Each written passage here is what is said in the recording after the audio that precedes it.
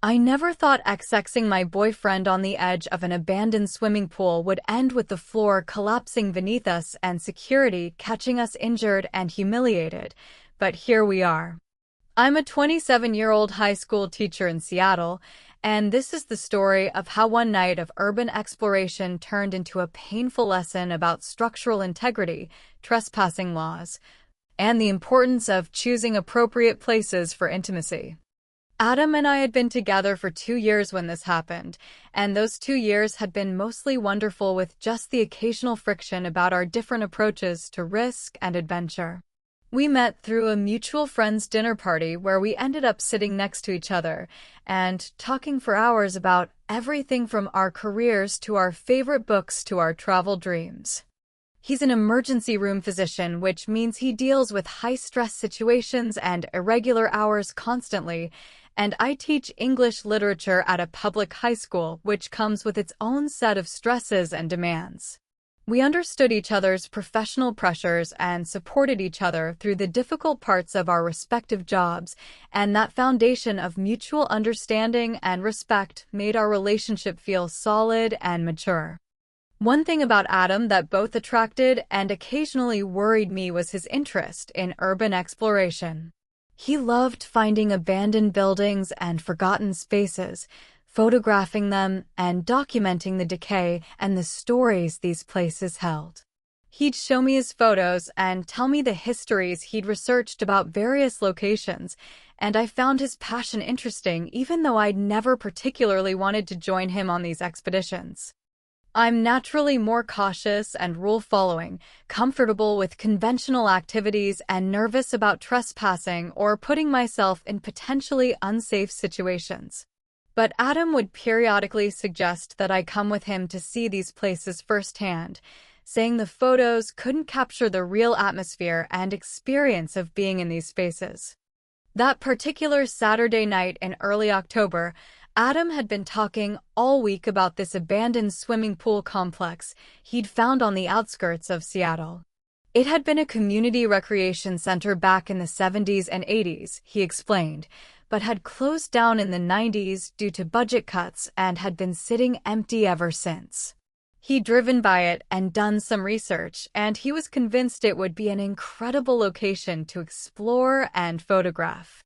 He kept showing me pictures he'd found online of the pool before it closed, talking about how sad it was that this place that had brought so much joy to the community was now just rotting away forgotten.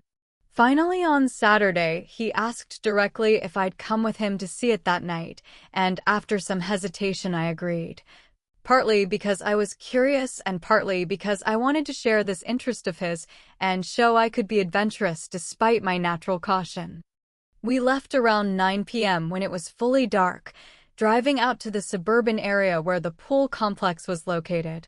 It was in a kind of forgotten industrial zone, surrounded by warehouses and empty lots, clearly a part of town that didn't get much attention anymore. Adam parked a few blocks away from the actual building because he said it was better not to have our car obviously associated with the location in case anyone saw it. We walked through the dark streets carrying a backpack with flashlights, water bottles, and a blanket for sitting on, and I felt this growing sense of nervousness, mixed with excitement, as we got closer to the building. The complex was larger than I'd expected, a sprawling single-story structure with broken windows and graffiti covering the exterior walls. Adam had apparently scouted the perimeter before because he led me confidently to a back entrance where a door had been pried open at some point and never secured. We squeezed through the gap and found ourselves in a dark hallway that smelled overwhelmingly of mold and decay, and that distinctive swimming pool chlorine smell that had somehow persisted despite years of disuse. We turned on our flashlights and started exploring, Adam taking photos and pointing out interesting architectural details while I mostly just tried not to trip over debris or step in anything unidentifiable.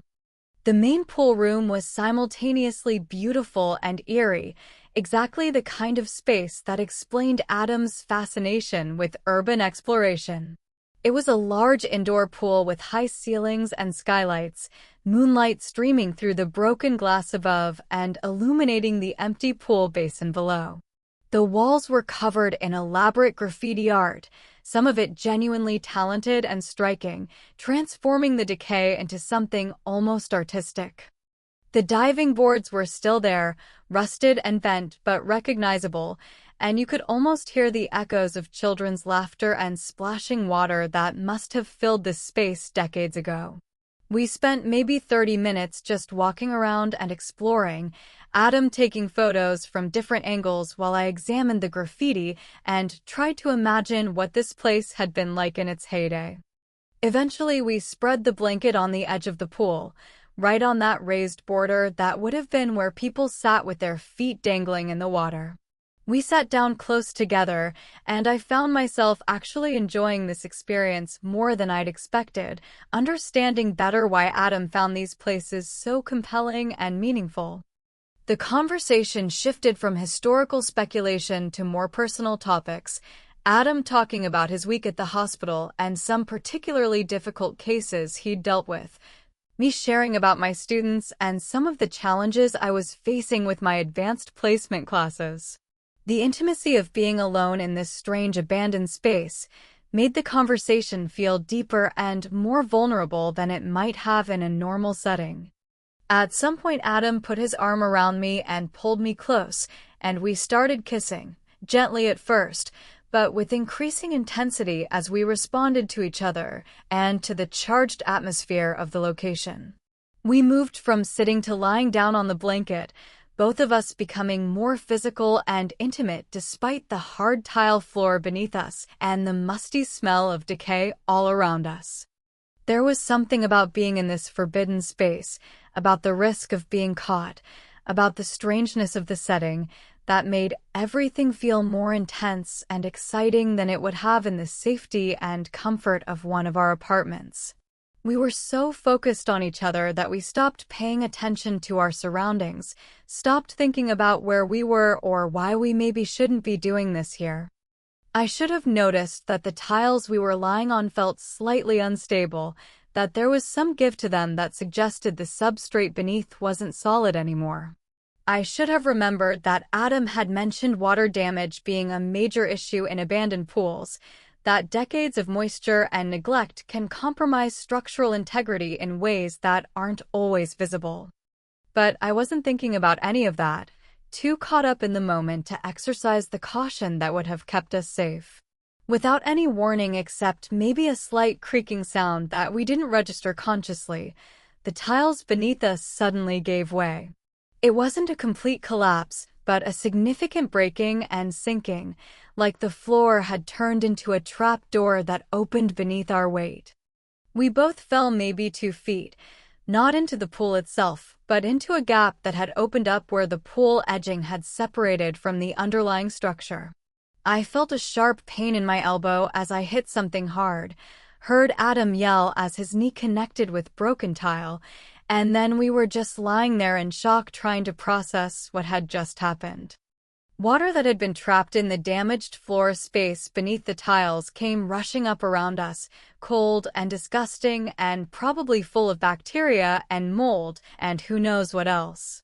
We scrambled to get out of the hole, both slipping and struggling because everything was wet and the broken tiles had sharp edges that cut at our hands and legs as we tried to climb back up to solid floor. I was gasping and shaking from shock and pain, my elbow throbbing and my clothes soaked through with foul-smelling water. We'd barely managed to pull ourselves out of the hole when I heard a sound that made my blood run cold, heavy footsteps echoing through the building, coming from the direction of the entrance we'd used. Someone was here, someone official based on the confident, purposeful sound of those footsteps, and they were heading directly toward us. Adam grabbed my hand and we started to run, but I was limping from landing wrong on my ankle, and everything was slippery with the water that had gotten all over the floor from our clothes. We didn't make it more than a few steps before a bright flashlight beam caught us full in the face, and I heard a man's voice saying loudly, "Stop right there." Security, in a tone that made it clear this wasn't a request, but a command. We froze, both of us dripping wet and disheveled and clearly having been caught doing something we shouldn't have been doing. The security guard was maybe 50 years old, looked former military based on his bearing, and his expression as he took in the scene was a mixture of anger, disgust, and resignation, like this wasn't even close to the worst thing he'd encountered at this location. He told us to sit down while he called his supervisor, and we complied meekly, both too shaken and in too much pain to even consider trying to run. I could feel my elbow swelling already, and Adam's jeans were torn and bloody at the knee. The guard asked for our IDs and wrote down our information in a notebook, asking what we thought we were doing here. Didn't we know this was private property? Didn't we understand they had problems with vandals and squatters and had to take trespassing seriously? We tried to explain that we were just exploring and taking photos, that we hadn't meant any harm or damage, but even to my own ears it sounded pathetic and insufficient. His supervisor arrived about 15 minutes later, another security guard who looked even less amused than the first one. They conferred quietly while examining the hole we created in the floor, and I heard words like structural damage and liability and police that made my stomach drop even further. Finally, they came back over to where we were sitting and told us that they could charge us with criminal trespassing, that we'd caused property damage that could result in additional charges, that our presence here created liability issues for the property owners. They made it sound like we were facing serious legal consequences, and I felt tears starting to stream down my face as I imagined having to explain to my school administration that I'd been arrested for trespassing and vandalizing an abandoned pool. Adam, to his credit, took full responsibility, telling them that this had been his idea and I'd just gone along with it, that he should be the one facing consequences, not me. That seemed to soften them slightly, and after another consultation they told us that this time they'd let us go with a warning, but they were documenting the incident, and if we were ever caught on this property again they would immediately involve police. They escorted us out of the building and watched as we walked back to where we'd parked, making sure we actually left the area. In the car I finally broke down completely, sobbing from pain and fear and humiliation and anger, at Adam for bringing me here, at myself for agreeing to come, at both of us for being so reckless and stupid. Adam tried to apologize, tried to comfort me, but I was too upset to respond, just wanting to get home and clean up and try to process everything that had happened. He drove me back to my apartment and helped me inside, and we spent the next couple hours cleaning and treating our various injuries, my elbow which was badly bruised and scraped, his knee which had a deep cut that probably should have had stitches, but he decided to just bandage tightly instead, various other minor cuts and bruises we'd both acquired. The next day I called in sick to school, unable to face my students while looking like I'd been in a fight, and spent the day on my couch alternating between ice packs and heating pads for my various injuries. Adam texted multiple times apologizing and asking if I was okay, and I responded briefly but coldly, still too angry to really engage with him. Friends who I'd told I was going out with Adam on Saturday started texting asking how it went, and I gave them vague responses, not ready to admit what had actually happened and how badly it had gone. It took about a week before I could talk to Adam properly about what had happened, and when we finally did sit down together, the conversation was difficult and emotional.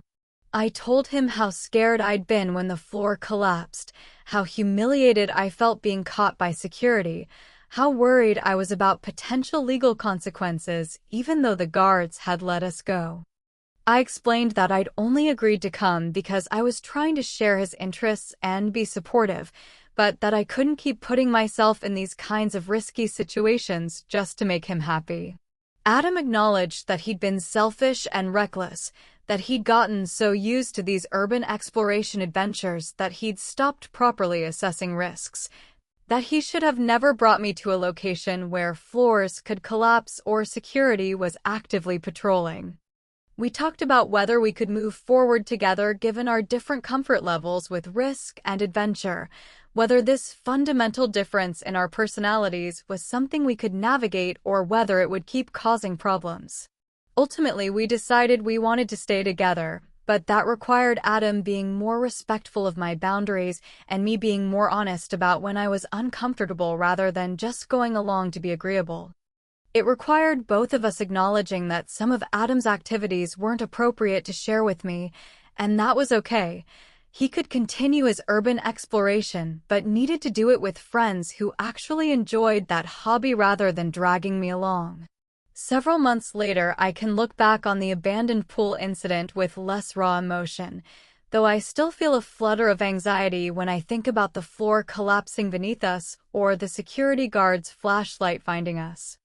My elbow healed, but I have a small scar from where it hit the broken tile, a permanent reminder of that night's poor decisions.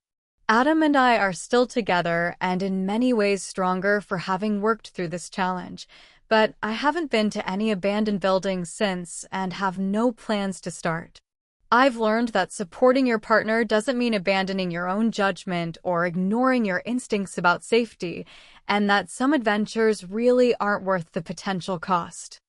The abandoned pool taught me those lessons in the hardest way possible, and I won't be forgetting them anytime soon.